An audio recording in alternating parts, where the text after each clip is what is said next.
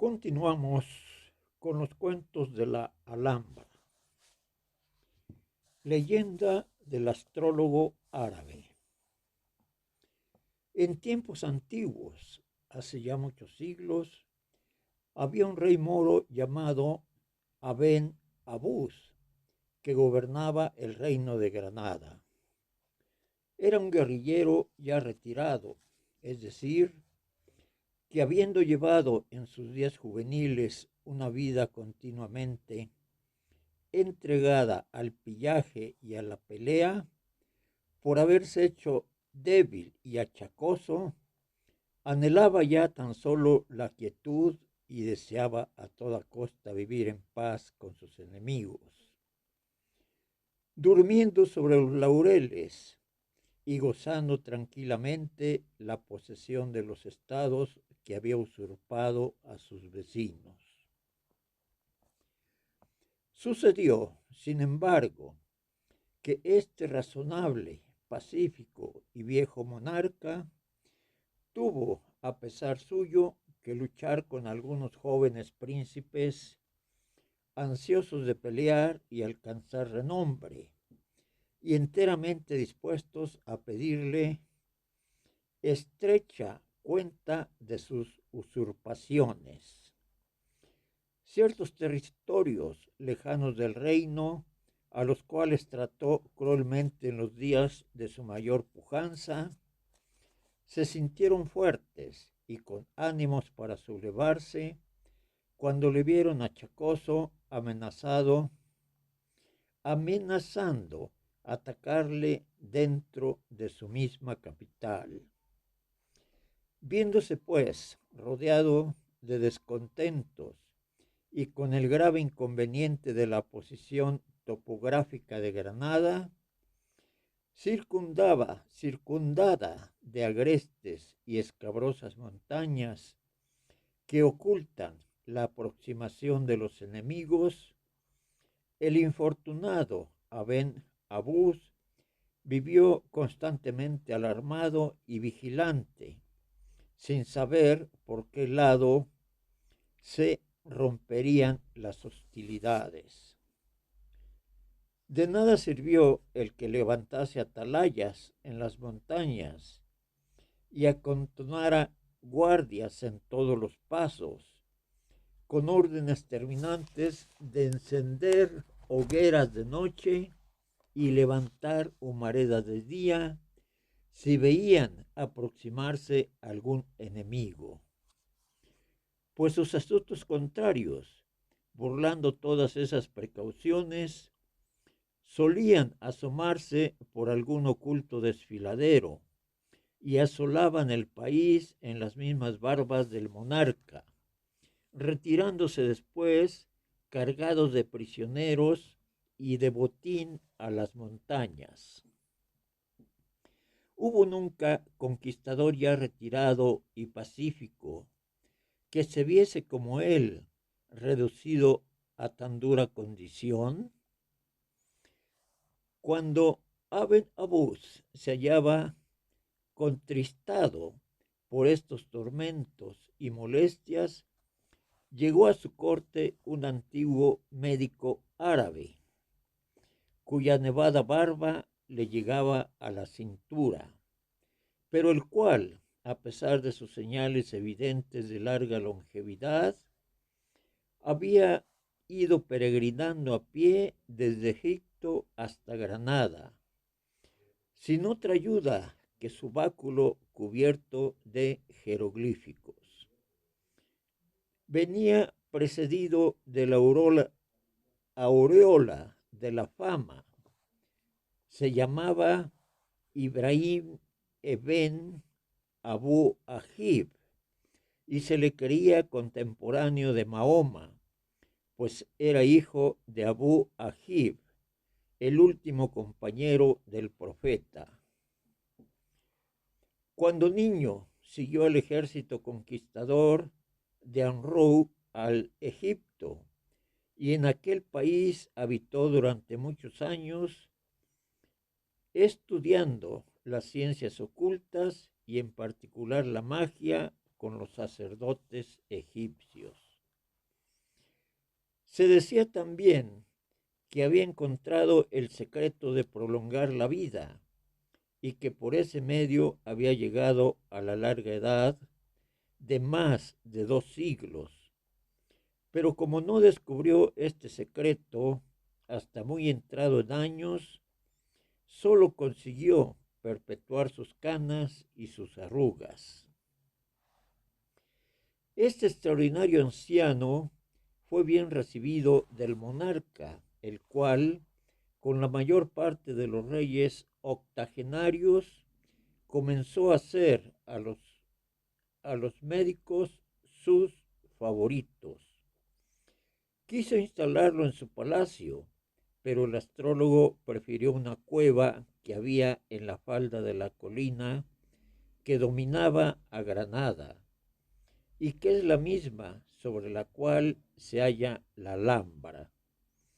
Hizo ensanchar la caverna de tal modo que formaba un espacio y vasto salón, con un agujero circular en el techo que parecía un pozo, por el cual miraba el firmamento y observaba las estrellas, aún en medio del día.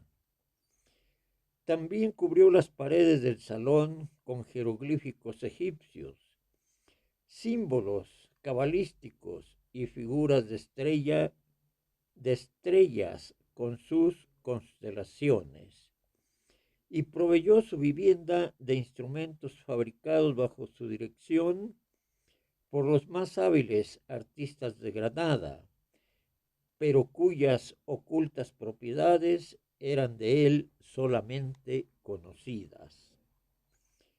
En muy poco tiempo llegó a ser el sabio Ibrahim, el consejero favorito del rey, el cual le consultaba cuando se veía en alguna tribulación.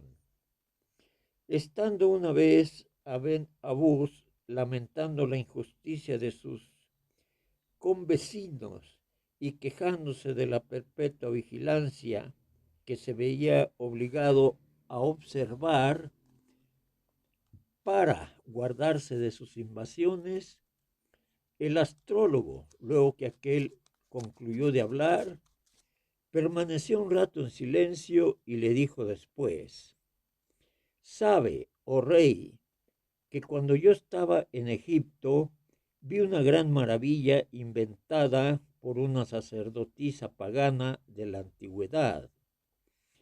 En una montaña que domina la ciudad de Borsa y mirando al gran valle del Nilo, había una figura que representaba un carnero y encima de él un gallo, ambos fundidos en bronce y después de manera que giraban sobre un eje.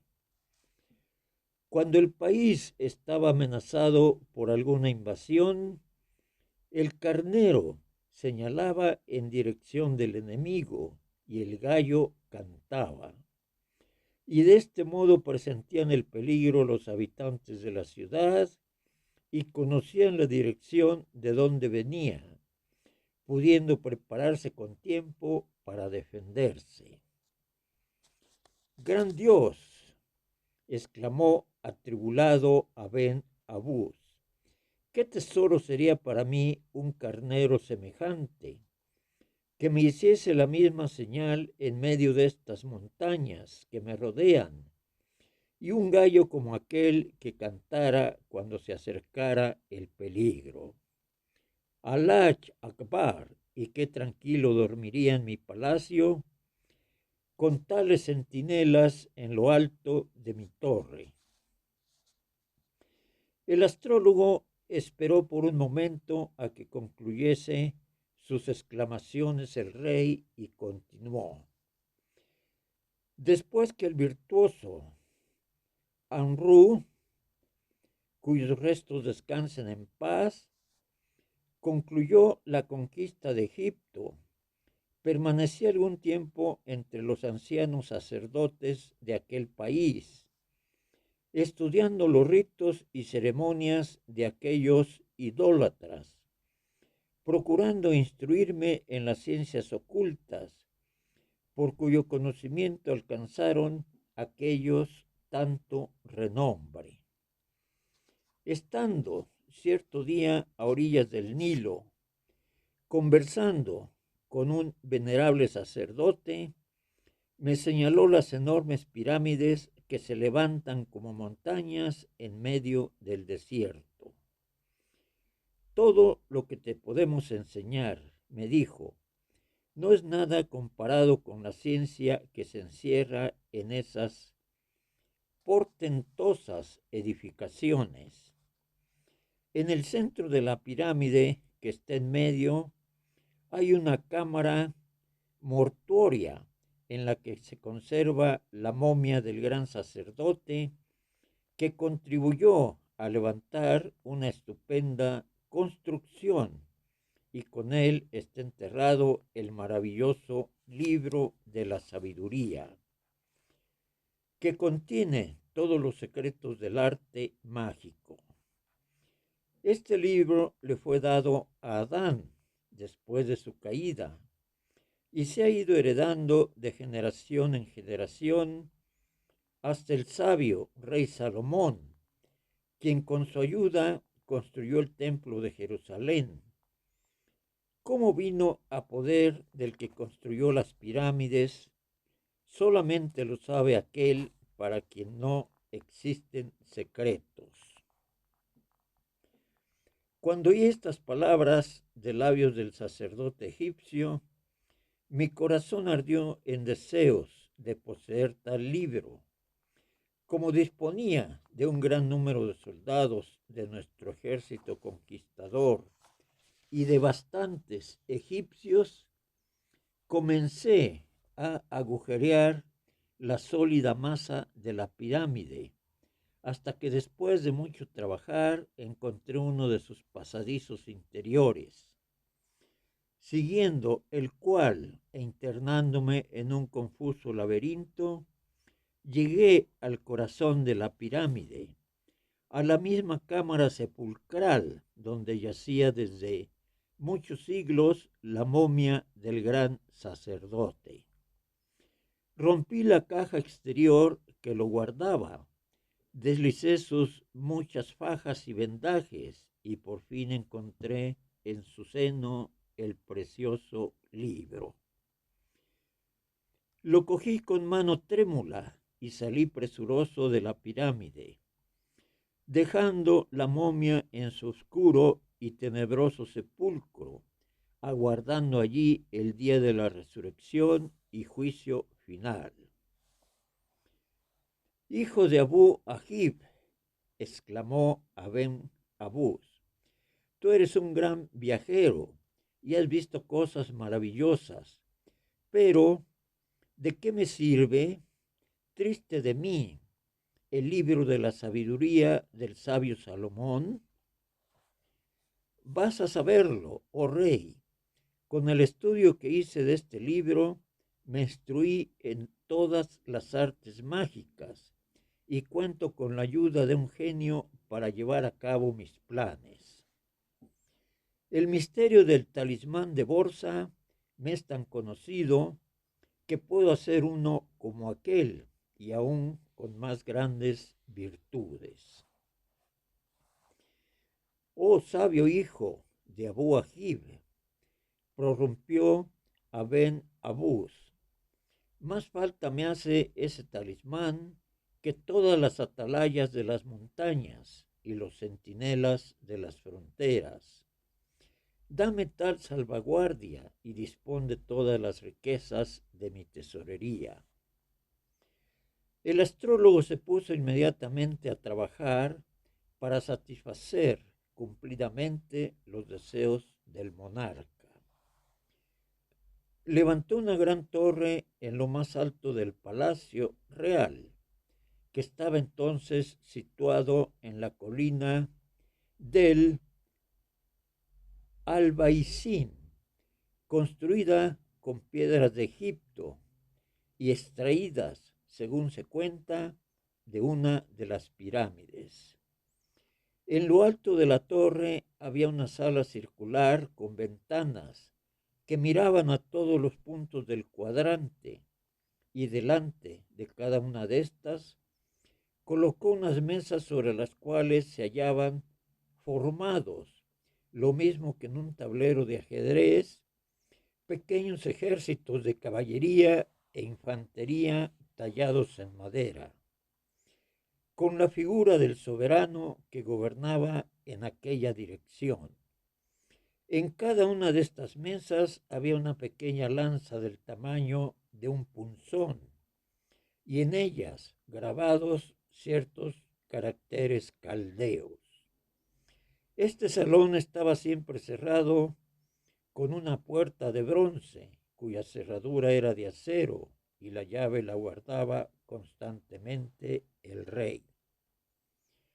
En la parte más alta de la torre colocó una figura de bronce representando a un moro a caballo que giraba sobre un eje con su escudo en el brazo y su lanza elevada perpendicularmente. La cara de este jinete miraba hacia la ciudad, como si la tuviese custodiando, pero si se aproximaba algún enemigo, la figura señalaba en aquella dirección y blandía la lanza en ademán de acometer.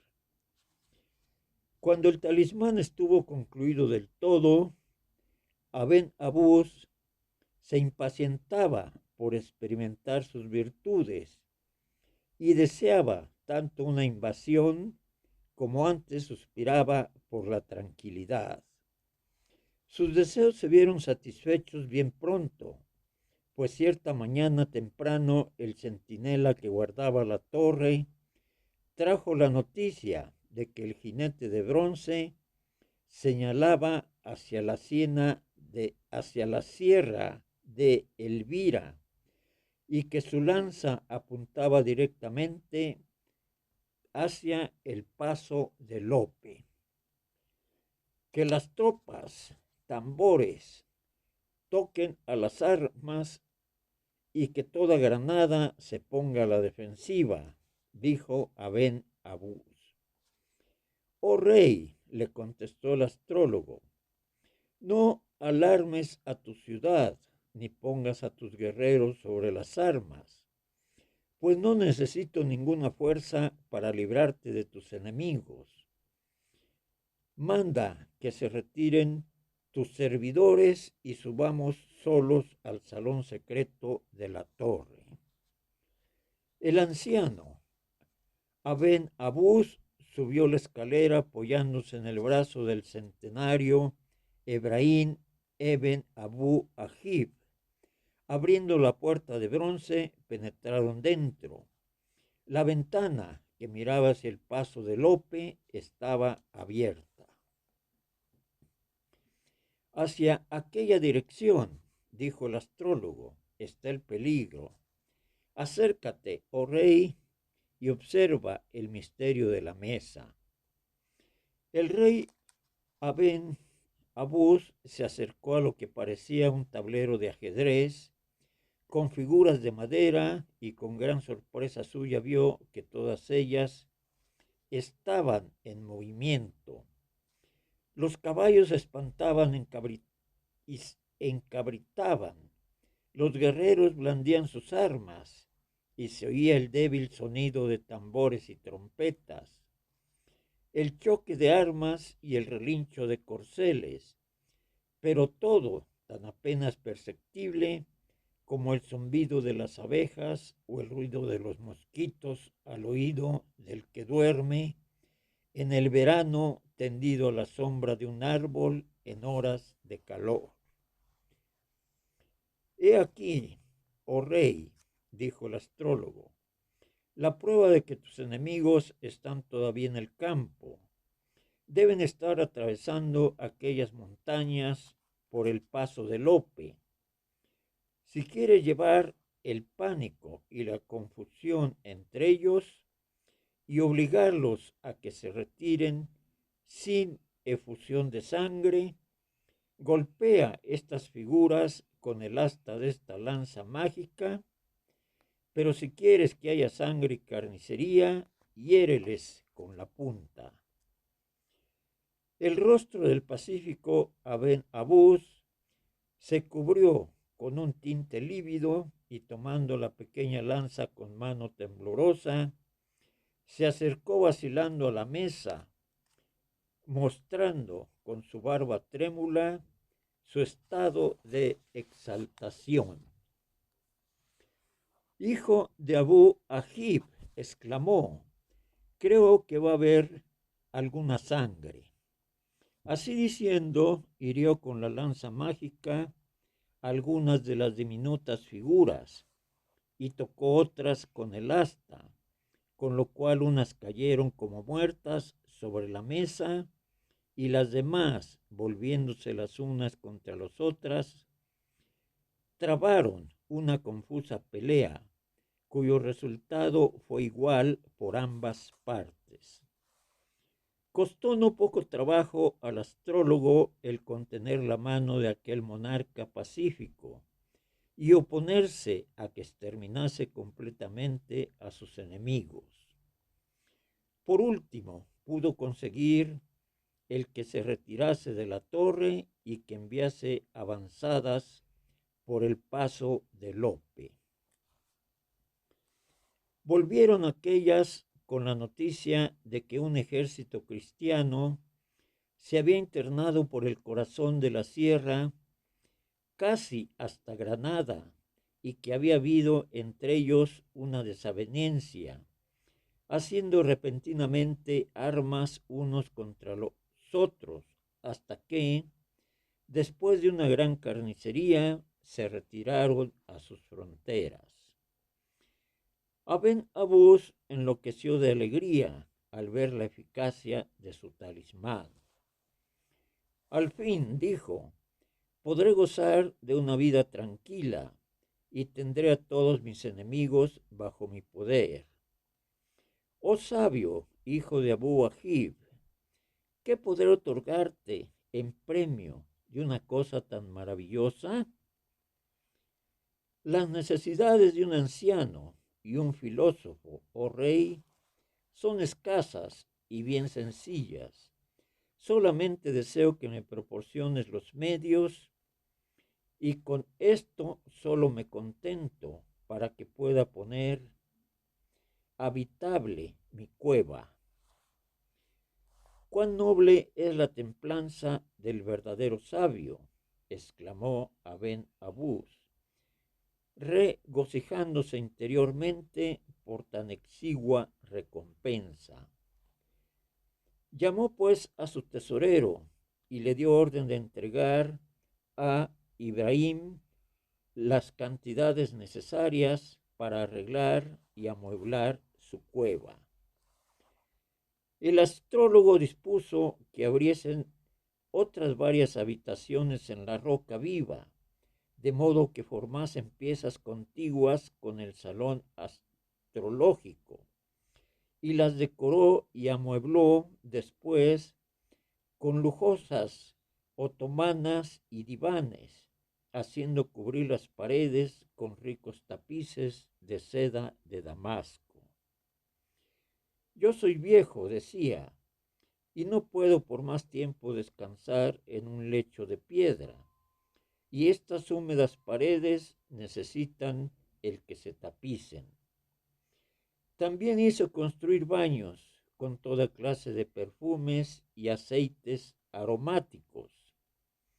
El baño, añadía, es necesario para contrarrestar la rigidez de la edad y devolver al organismo la frescura y flexibilidad que perdió con el estudio. Mandó colgar por todas las habitaciones infinidad de lámparas de plata y cristal en las que ardía cierto aceite odorífero preparado con una receta que también encontró en los sepulcros de Egipto. Este aceite era perpetuo y esparcía un resplandor tan dulce como la templada luz del día. Los rayos del sol, pensaba el astrólogo, son demasiado abrasadores y fuertes para los ojos de un anciano, y la luz de una lámpara es más a propósito para los estudios de un filósofo. El tesorero del rey, Aben Abús, se lamentaba de las grandes cantidades que se le pedían diariamente para amueblar aquella vivienda, y por último elevó al rey sus quejas. Pero como la palabra real estaba empeñada, se encogió el monarca de hombros y le dijo: no hay más que tener paciencia. Este viejo tiene el capricho de habitar en un retiro filosófico, como el interior de las pirámides y las vastas ruinas de Egipto. Pero todo tiene su fin en el mundo, y también lo tendrá la decoración de su vivienda. El rey tenía la razón. La vivienda quedó por fin concluida, formando un suntuoso palacio subterráneo. Ya estoy contento, dijo Ibrahim Eben Abu Ajib al tesorero. Ahora voy a encerrarme en mi celda para consagrar todo el tiempo al estudio.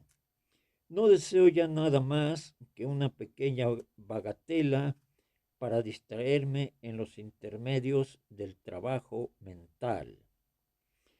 Oh sabio Ibrahim, pide lo que quieras, pues tengo orden de proveerte de todo lo que necesites en tu soledad. Me agradaría tener, dijo el filósofo, algunas bailarinas. ¿Bailarinas? Exclamó sorprendido el tesorero. Sí, bailarinas, replicó gravemente el sabio.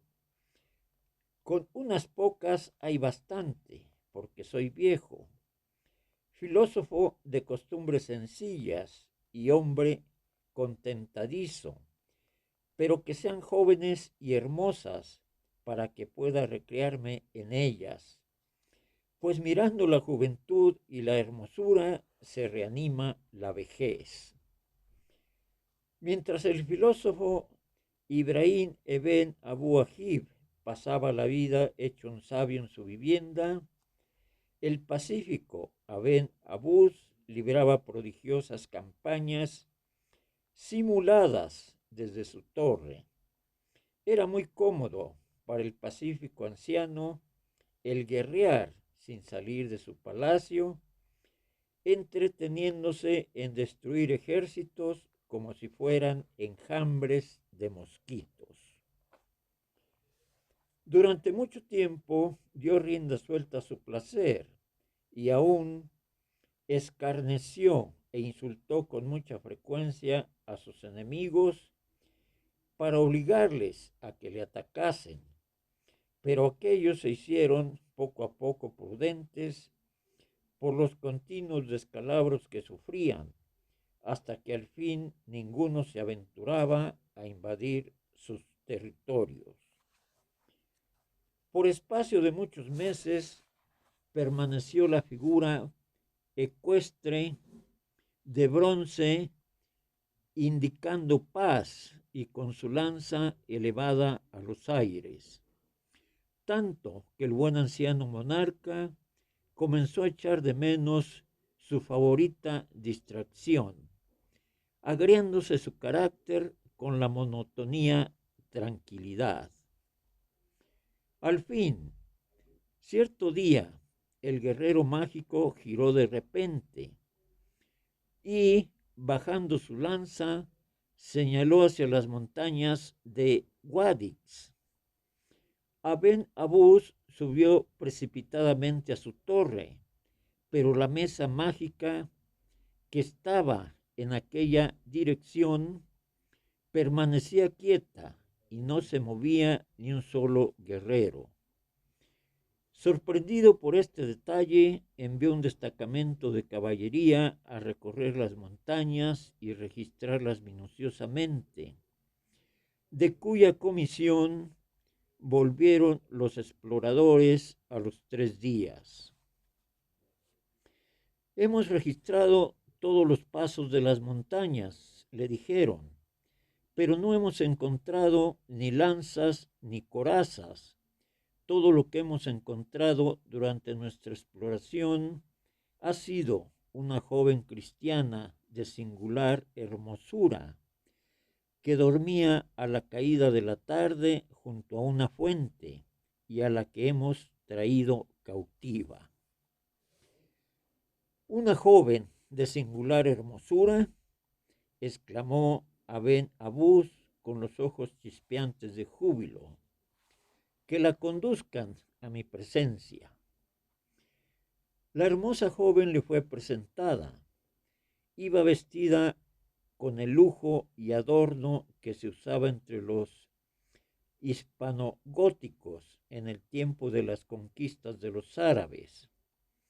Las negras trenzas de sus cabellos estaban entretejidas con sartas de riquísimas perlas, luciendo en su frente joyas que rivalizaban con la hermosura de sus ojos, pendiendo de su cuello una cadena de oro que terminaba en una lira de plata. El brillo de sus negros ojos y refulgentes ojos fueron chispas de fuego para el viejo Aben Abús, cuyo corazón era un susceptible de enardecerse.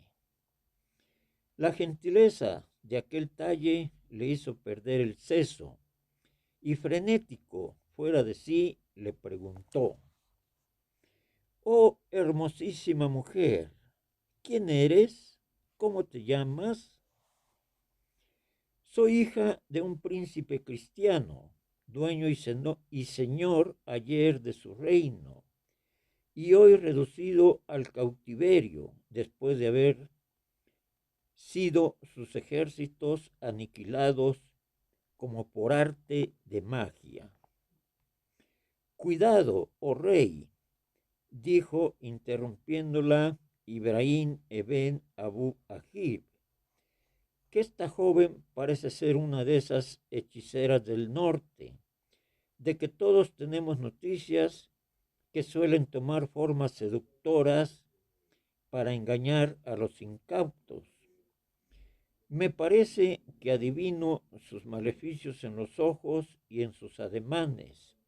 Este es, sin duda, el enemigo que indicaba el talismán.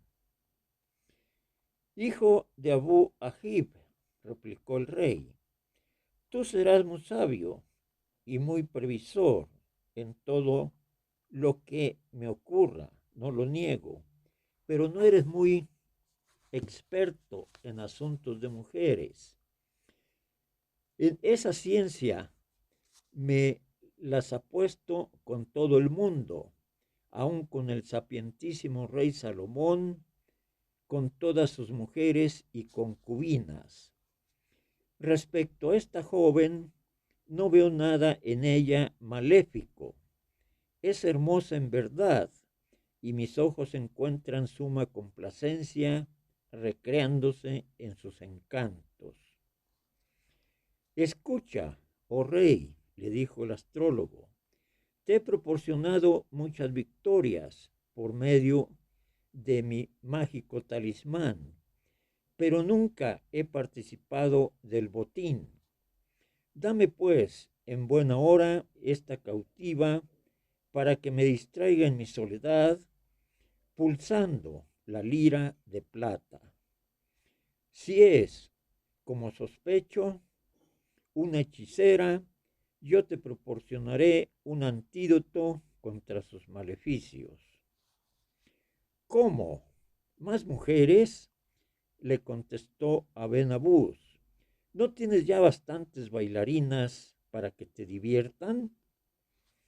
«Sí, tengo bastantes bailarinas, es cierto, pero no tengo ninguna cantora.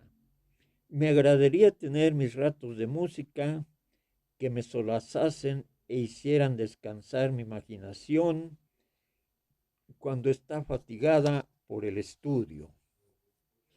Vete al diablo con tus peticiones, exclamó el rey, agotada ya su paciencia. Esta joven la tengo destinada para mí. Siento tanto deleite con ella como David, padre del sabio Salomón, con la compañía de Abisac la Sulamita. Los reiterados ruegos e insistencias del astrólogo agriaron más la terminante negativa del monarca, separándose ambos muy despechados. El sabio se retiró a su cueva para devorar el desaire, no sin que antes de irse le aconsejara repetidas veces al rey que no se fiase de su peligrosa cautiva. Pero, ¿dónde se ha visto viejo enamorado que oiga consejos? Aben Abús dio rienda suelta a su pasión, y todos sus cuidados consistieron en hacerse amable a los ojos de la gótica beldad, y aunque no tenía juventud que le hiciese simpático, era poderoso, y los amantes viejos son generalmente generosos. Resolvió el Zacatín de Granada comprando los más preciados productos orientales, sedas, alhajas, piedras preciosas, exquisitos perfumes, cuanto el Asia y el África producen de espléndido y rico. Otro tanto le regaló a la hermosa cautiva. También inventó 1000 clases de espectáculos y festines para divertirla, conciertos, bailes, torneos, corridas de toros. Granada en aquella época ofrecía una perpetua diversión. La princesa cristiana miraba todo este esplendor sin asombrarse, como si estuviese acostumbrada a la pompa y magnificencia, y recibía todos los obsequios como un homenaje debido a su rango, o más bien a su hermosura, pues estaba más pagada de su belleza que de su elevada posición. Había más, parecía complacerse secretamente en incitar al monarca a que hiciese dispendios que mermasen su tesoro, estimado su extravagante generosidad como la cosa más baladí del mundo. A pesar de la constancia y esplendidez del viejo amante, nunca pudo éste vanagloriarse de haber interesado su corazón, y si bien ella jamás le puso mal semblante, tampoco le sonreía, y cuando él le declaraba su amorosa pasión, ella le correspondía tocando su lira de plata. Había, sin duda alguna, cierta magia en los acordes de aquella lira, pues instantáneamente producían un efecto letal en el anciano. Un sopor irresistible se empezaba a apoderar de él y concluía por quedar sumido en él profundamente. Mas, cuando despertaba, se encontraba extraordinariamente ágil y curado para tiempo de sus amores.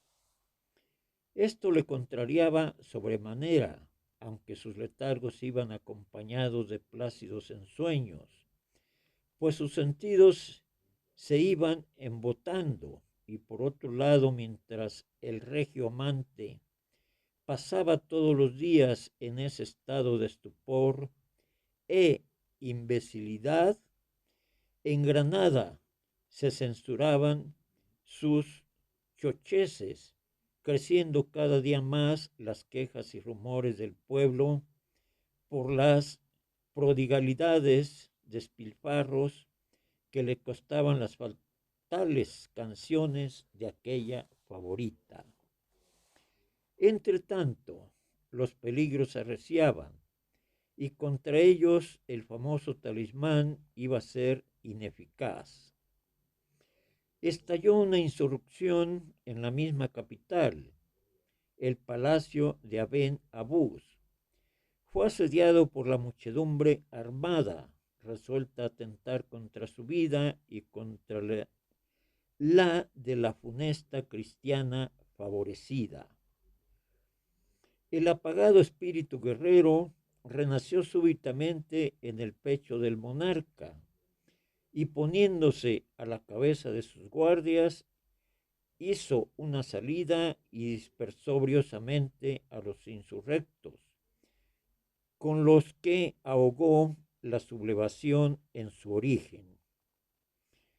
Cuando se estableció la calma, buscó al astrólogo, que aún continuaba retraído en su cueva, devorando el amargo recuerdo de su negativa. Aben Abús se le acercó en tono conciliador y le dijo: «Oh sabio, hijo de Abú Ajib, bien me anunciaste los peligros de la bella cautiva. Dime, tú que evitas el peligro con tanta facilidad, ¿qué debo hacer para librarme de él en adelante? Abandona inmediatamente a la joven infiel, que es la causa de todo. Antes dejaría mi reino», dijo con firmeza Aben Abús. «Estás en peligro de perder lo uno y lo otro», le replicó el astrólogo. «No seas duro y desconfiado, oh profundísimo filósofo. Considera la doble aflicción de un monarca y un amante. Escogita algún medio para librarme de los desastres que me amenazan.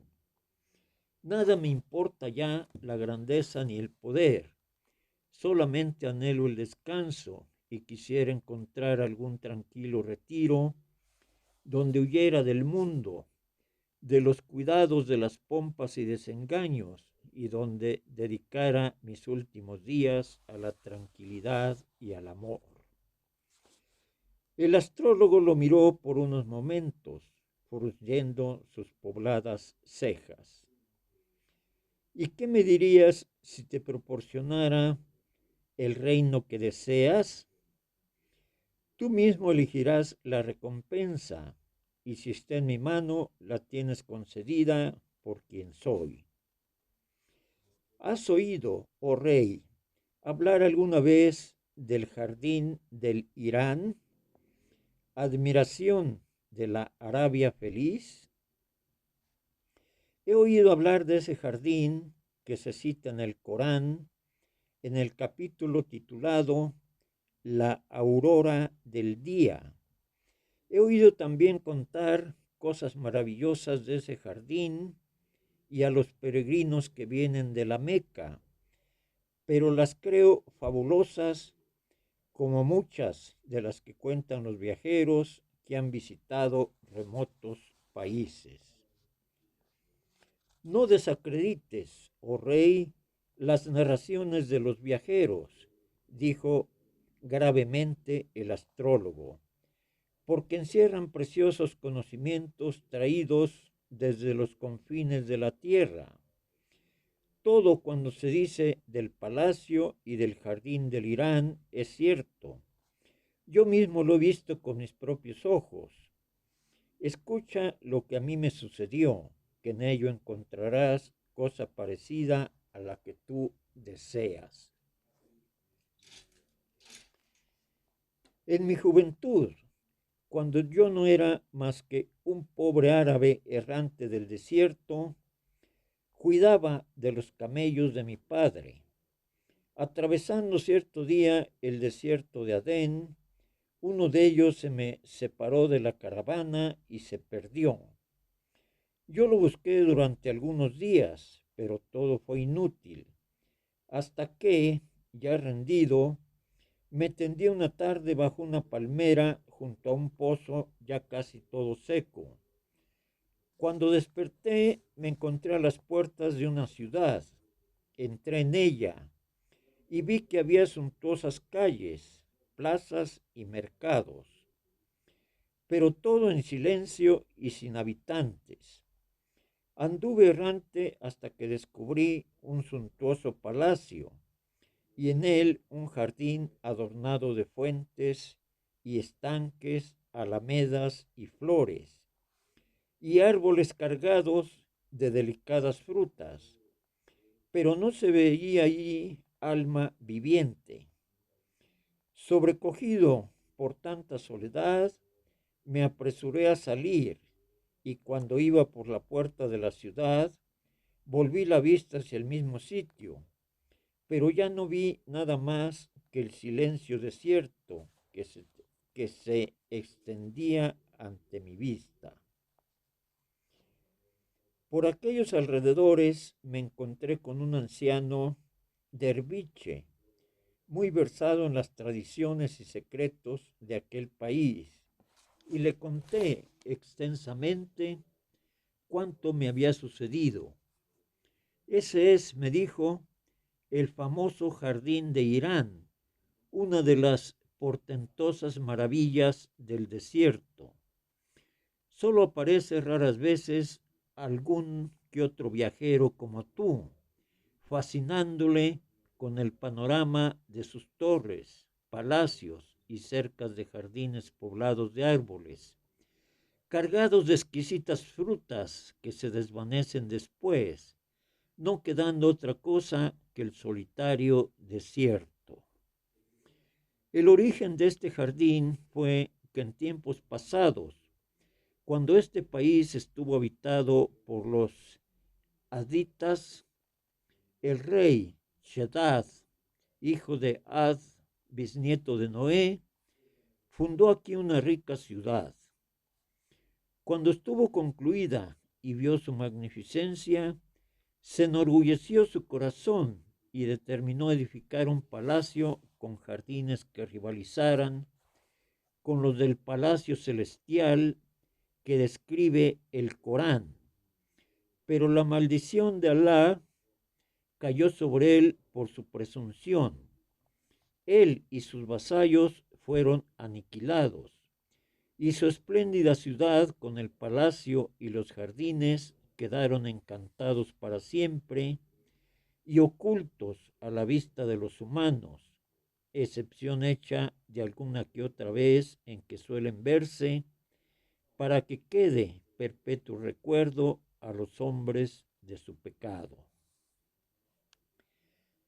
Esta historia, oh rey, y las maravillas que vi, quedaron tan impresas en mi imaginación que cuando estuve en Egipto algunos años después y poseí el libro del sabio Salomón, determiné volver a visitar el jardín del Irán.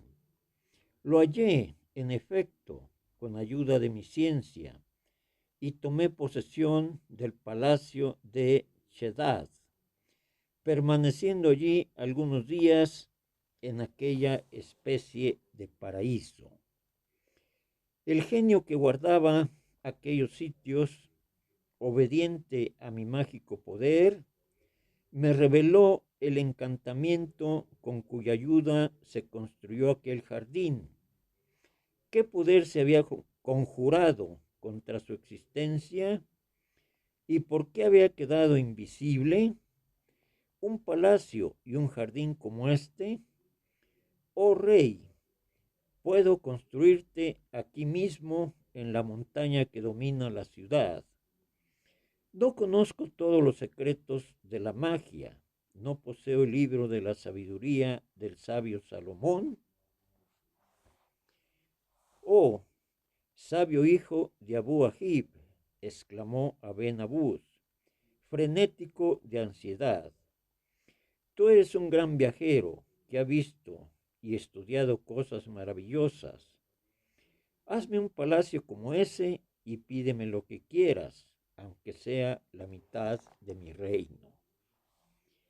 Bah, replicó el astrólogo, ya sabes que soy un viejo filósofo, que me contento con poca cosa.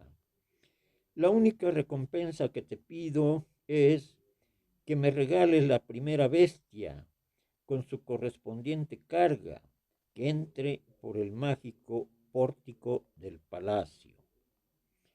El monarca aceptó con júbilo tan modesta condición, y el astrólogo comenzó su obra en la cumbre de la colina y por cima precisamente de su cueva subterránea hizo construir un gran atrio o barbacana en el centro de un inexpugnable torre. Había primero un vestíbulo o porche exterior y dentro del atrio guardado con macizas puertas. Sobre la clave del portal esculpió el astrólogo con su propia mano una gran llave y en la otra clave del arco exterior del vestíbulo, que es más alto que el del portal, grabó una gigantesca mano. Estos signos eran poderosos talismanes, entre los cuales pronunció ciertas palabras en una lengua desconocida. Cuando esta obra estuvo concluida del todo, se encerró por 2 días en su salón astrológico, ocupándose en secretos encantamientos, y al tercero subió a la colina, pasando el día en ella. A horas bastante avanzadas de la noche se retiró de allí y se presentó a Abes Abus diciéndole: Al fin, oh rey, he llevado a cabo mi obra. En lo alto de la colina hay el palacio más delicioso que jamás pudo concebir la mente humana ni desear el corazón del hombre. Está formado de suntuosos salones y galerías, de deliciosos jardines, frescas fuentes, perfumados baños, en donde una palabra, toda la montaña se ha convertido en un paraíso. Está protegido, como el jardín del Irán, por poderosos encantamientos que lo ocultan a la vista y pesquisas de los mortales, excepto a la de aquellos que poseen el secreto de su talismán. Basta, exclamó Aben Abus alborozado. Mañana al amanecer subiremos a tomar posesión. El dichoso monarca durmió muy poco aquella noche. Apenas los primeros rayos del sol empezaron a iluminar los nervados pisos de Sierra Nevada, cuando montó a caballo, acompañado de algunos fieles servidores, y subió al estrecho y pendiente camino que conducía a lo alto de la colina. A su lado, y en un blanco palafrén, cabalgaba la princesa hispanogoda, resplandeciendo su vestido de pedrería y pendiente de su cuello la lira de plata. El astrólogo caminaba a pie al otro lado del rey, apoyándose en su báculo sembrado de jeroglíficos, pues nunca montaba ninguna cabalgadura. Aben Abus quiso contemplar las torres del palacio brillando por encima del mismo y los abovedados terrados de los jardines extendiéndose por las alturas, pero no veía nada. Este es el misterio y la salvaguardia del palacio, dijo el astrólogo. Nada se divisa hasta que se pasa el umbral del vestíbulo encantado y se entra dentro de él. Cuando llegaron a la barbacana, se detuvo el astrólogo y señaló al rey la mágica mano y la llave grabada sobre el portal y sobre el arco. Estos son, le dijo, los amuletos que guardan la entrada de este paraíso. Hasta que aquella mano se baje y coja la llave, no habrá poder mortal ni mágico artificio que pueda causar daño al señor de estas montañas. Aben-Abús hallábase embobado y absorto de admiración ante aquellos mágicos talismanes, cuando el parafrén de la princesa avanzó algunos pasos, penetró en el vestíbulo hasta el mismo centro de la barbacana. He aquí, gritó el astrólogo, la recompensa que me prometiste. La primera bestia con su carga que entrase por la puerta mágica. Aben-Abús se sonrió, creyendo que hablaba en broma el viejo astrólogo, pero cuando comprendió que lo decía formalmente, tembló de indignación su barba blanca. Hijo de Abú Ahib, le replicó airado, ¿qué engaño es este? Bien sabes el significado de mi promesa, la primera bestia con su carga que entre en este portal. Toma la mula más resistente de mis caballerizas, cárgala con los objetos preciosos de mi tesoro y es tuya, pero no intentes llevarte a esta cautiva delicias de mi corazón. ¿Para qué quiero riquezas? Le contestó el astrólogo con menosprecio. No tengo el libro de la sabiduría del sabio Salomón y por medio de él puedo disponer de los secretos tesoros de la tierra. La princesa me pertenece por derecho, la palabra real está empeñada y yo reclamo la joven como cosa mía.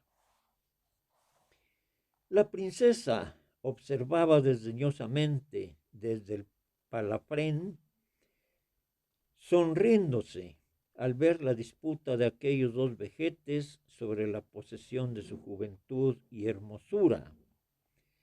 La cólera del monarca pudo más que su discreción y le dijo: miserable hijo del desierto, tú serás sabio en todas las artes, pero es menester que me reconozcas por tu señor y no pretendas jugar con tu rey. Mi señor, añadió sarcásticamente el astrólogo, el monarca de un montecillo de tierra pretende dictar leyes al que posee los secretos de Salomón. Pásalo bien, Aben-Abús, gobierna tus estadillos y disfruta de ese paraíso de locos, que yo, entre tanto, me reiré a costa tuya en mi filosófico retiro. Esto diciendo, cogió la brida del palafrén y golpeando la tierra con su báculo, se hundió con la hermosa princesa en el centro de la barbacana. Cerróse enseguida la tierra, no quedaba huella de la abertura por donde habían desaparecido. Aben-Abús quedó mudo de asombro durante un gran rato, pero, desaturdiéndose después, ordenó que cavasen 1000 trabajadores con picos y azadones en el sitio por donde habían desaparecido el astrólogo. Pero por más que pretendían cavar, todo era inútil. El seno de la montaña se resistía a sus esfuerzos. Y cuando profundizaban un poco, la tierra se cerraba de nuevo. En vano también buscó la entrada de la cueva que conducía al palacio subterráneo del astrólogo, al pie de la colina, pues nada se encontró. Donde antes había una caverna, no se veía ya sino la sólida superficie de una dura roca. Al desaparecer Ibrahim Eben Abu Ajib concluyó la virtud de su talismán. El jinete de bronce quedó fijo, con la cara vuelta a la colina y señalando con su lanza el sitio por donde el astrólogo desapareció, como si se ocultase allí algún mortal enemigo de Aben Abús. De vez en cuando se oyó débilmente el sonido de un instrumento y los acentos de una voz femenina en el interior de la montaña. Cierto día trajo noticia al rey un campesino de que en la noche anterior había encontrado un agujero en la roca, por el cual se metió hasta llegar a un salón subterráneo, donde vio al astrólogo recostado en un espléndido diván, dormitando a los acordes de la lira argentina de la princesa, que parecía ejercer mágico influjo sobre sus sentidos. Aben Abús buscó el agujero de la roca, pero ya se había cerrado. Intentó por segunda vez desenterrar a su rival, pero todo fue inútil, pues el encantamiento de la mano y la llave era poderosísimo para que los hombres pudiesen contrarrestarlo. En cuanto a la cumbre de la montaña, permaneció en adelante, yermo y escabroso, el sitio que debía ocupar el espacio y el jardín, y el prometido paraíso quedó oculto a la mirada de los mortales por arte de magia. ¿O fue una fábula del astrólogo? La gente opta crédulamente por esto último, y unos lo llaman la locura del rey, y otros el paraíso de los locos.